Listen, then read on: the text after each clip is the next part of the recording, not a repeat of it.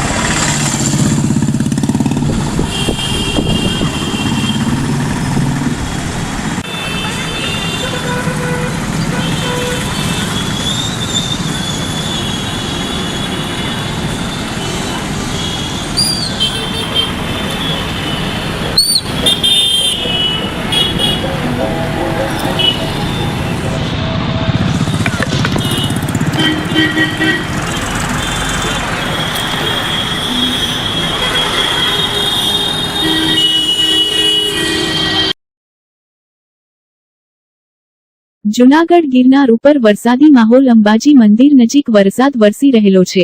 જૂનાગઢ ગિરનાર પર્વત ઉપર આજે ભારે વરસાદના કારણે સીડી ઉપર ઝરણા વહેતા થયા હતા અને પહાડ ઉપરથી વહેતું પાણી, અદ્ભુત નજારો આ વિડીયોમાં જોઈ શકો છો। અચાનક હવામાનમાં પલટો, ભારે પવન અને વરસાદી વાતાવરણના કારણે ગિરનાર રોપવે અત્યારે બંધ કરી દેવામાં આવ્યો છે। સવારે શરૂ કરાયેલો 3 કલાક પછી બંધ કરી દેવામાં આવ્યો।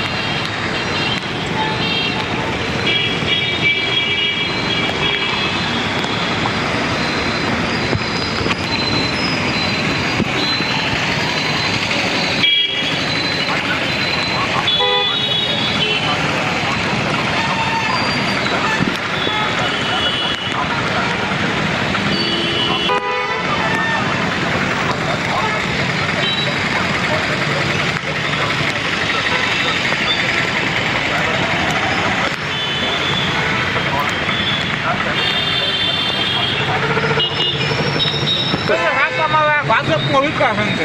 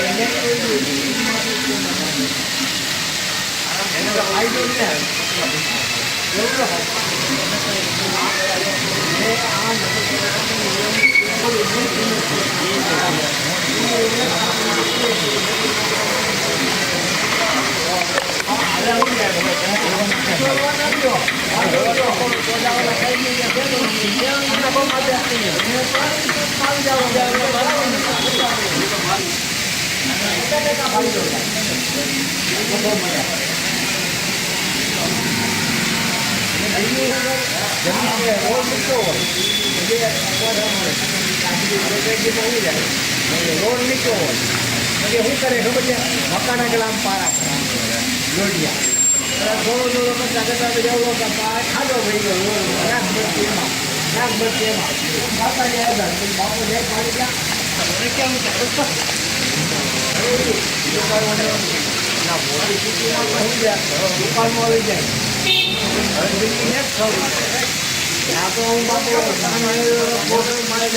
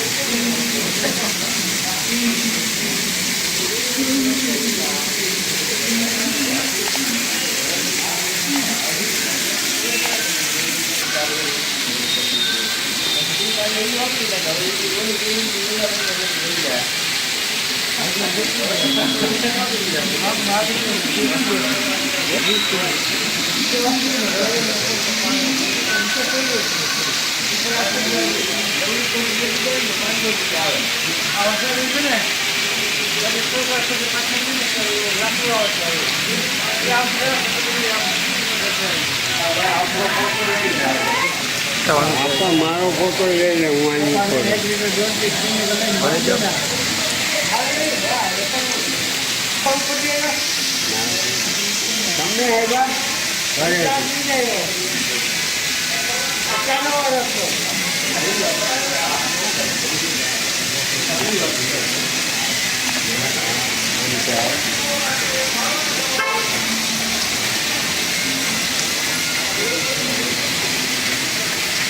ઊભી જાઓ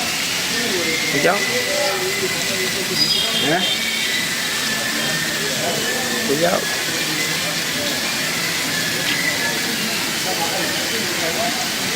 બાપા નાઈડિયા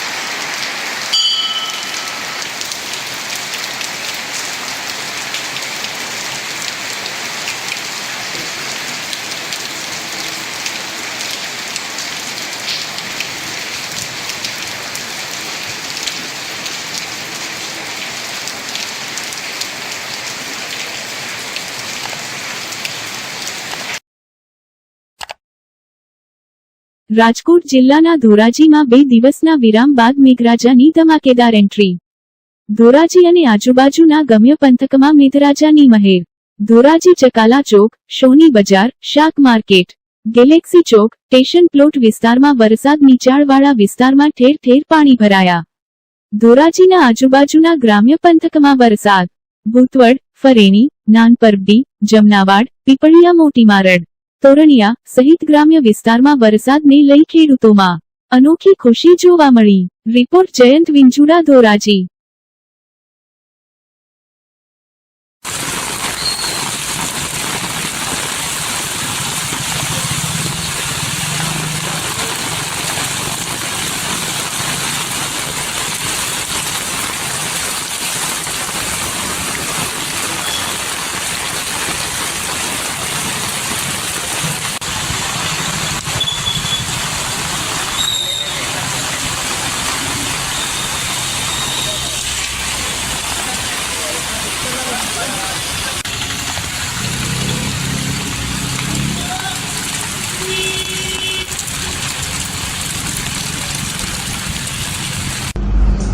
આજે આમ આદમી પાર્ટીના ધારાસભ્ય ગોપાલભાઈ ઇટાલિયાને મેં માનહાનિના દાવા માટેની નોટિસ પાઠવી છે. વિસાવદર ધારાસભાની પેટા ચૂંટણીની અંદર ગોપાલ ઇટાલિયાએ સ્ટ્રિંગ ઓપરેશનના નામે ખોટી રીતે મને જે બદનામ કરવા માટેનો પ્રયત્ન કર્યો હતો, એ પ્રયત્ન બાદ મેં મારી ગુજરાત પ્રદેશ કોંગ્રેસના સૌ આગેવાનો સાથે, મારા એડવોકેટ સાથે મેં વાત પણ કરી છે અને મારી માનહાનિ થઈ હોય એવું હું માની રહ્યો છું ને એટલા માટે ગોપાલ ઇટાલિયા સામે 10 કરોડના દાવા માટેની નોટિસ મેં આજે એમને આપી છે. આજરોજ જૂનાગઢ નજીક આવેલા ડુંગરપુર ગામે એસટી બસ રોકવાને લઈને થઈ બબાલ. આજે વહેલી સવારે ડુંગરપર ગામે એસટી બસના સ્ટોપને લઈને થઈ બબાલ. વિદ્યાર્થીઓએ એસટી વિભાગના અધિકારીઓ અવારનવાર લેખિતમાં રજૂઆત કરેલ કે ડુંગરપુર ગામે એસટીનો સ્ટોપ આપો, તેમ છતાં પણ આજ દિન સુધી એસટી બસનો સ્ટોપ ન અપાતા વિદ્યાર્થીઓ લાલગુમ બની ગયા હતા. વિદ્યાર્થીઓએ એસટી બસના સ્ટોપના મુદ્દે રસ્તા રોકો આંદોલન કરી રોડ ચક્કા જામ કર્યો હતો. ત્યારે વિદ્યાર્થીઓએ જણાવ્યું હતું કે અમારી માંગણી ન સંતોષાય તો આવું જ અમે કરીશું, પરંતુ ત્યારે એસટી ડેપો મેનેજરે જણાવ્યું કે આવતીકાલથી બસ રેગ્યુલર આવશે તેની ખાતરી લેખિતમાં આપવાની બાંહેધરી આપી હતી.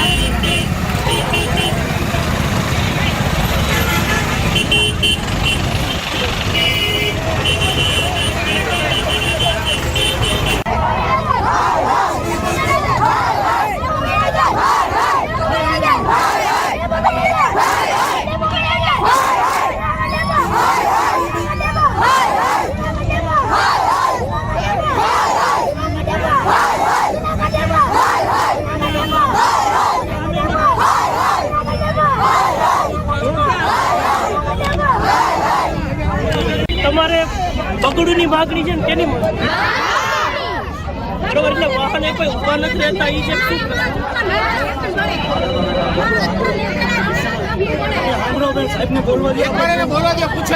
ઊભી નથી રહેતી બસ ઊભી તો રહે છે.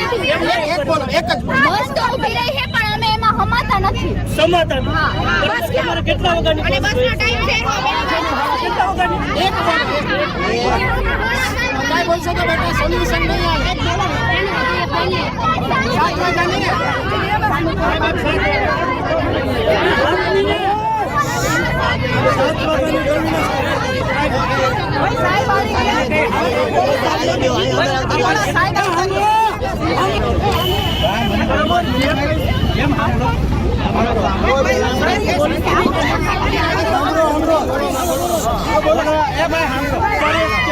6:30 ની બસ છે ને કેટલા?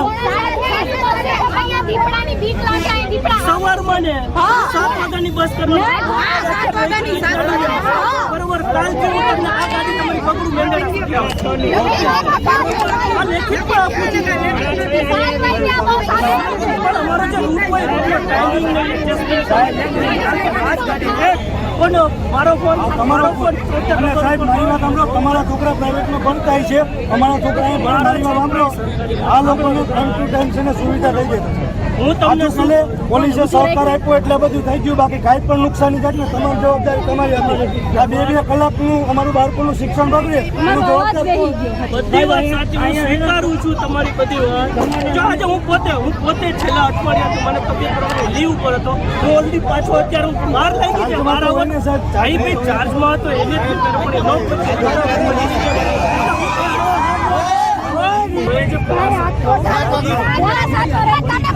અને બીજી બસો રોકાય એવું કરતી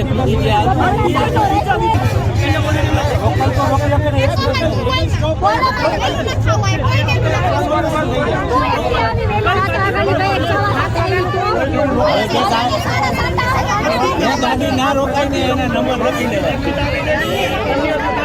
તમારી બસ કાલથી 7 વાગે રેગ્યુલર આવી જાવ. તમારે ક્યાં લઈ લેવું તમે કામ કરો.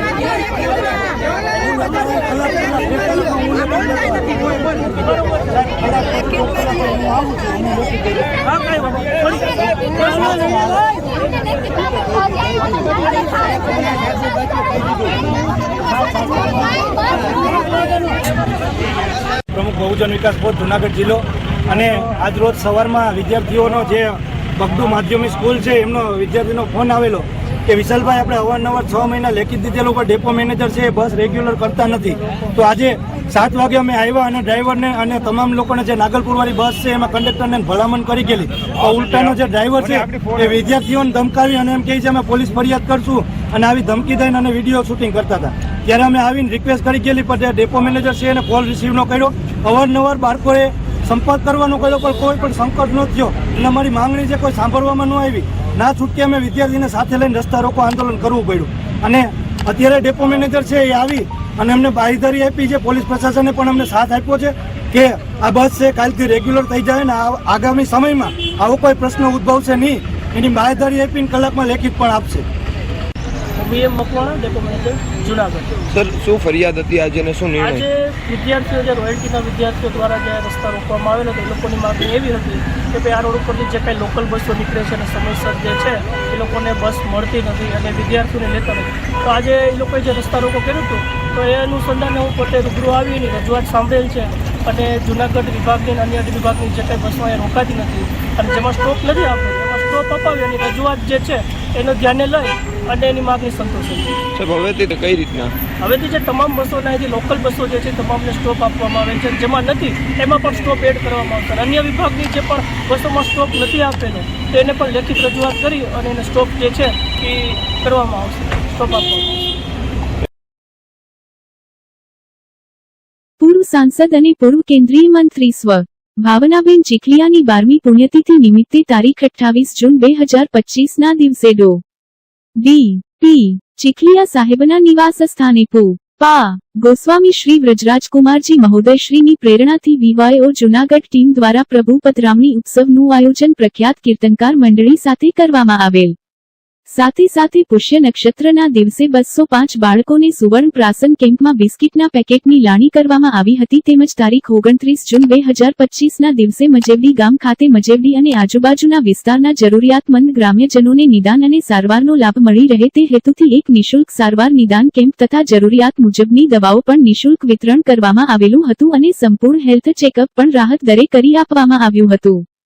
આ કેમ્પમાં આશરે 500 જેટલા દર્દીઓએ લાભ લીધો હતો. આ કેમ્પના આયોજનમાં ત્રિમૂર્તિ હોસ્પિટલની તબીબી ટીમ તેમજ અન્ય નિષ્ણાંત તબીબ મિત્રોએ અમૂલ્ય સેવાઓ આપી હતી.